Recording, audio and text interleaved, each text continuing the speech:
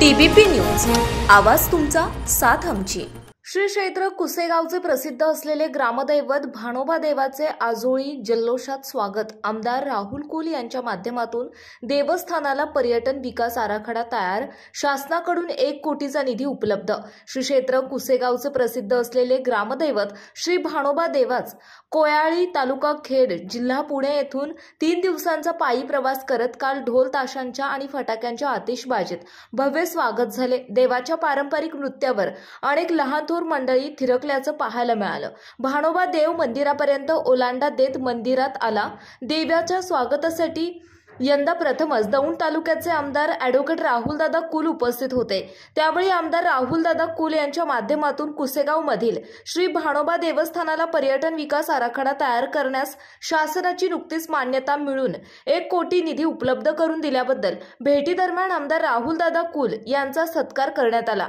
गावच्या विकासाचे शिल्पकार मोहनदादा शितोळे आणि माजी सरपंच सौ छायाताई मोहनदादा शितोळे यांनी देवाच्या नवीन मंदिराच्या जीर्णोद्धारासाठी 51 लाख रुपये देणगी दिली।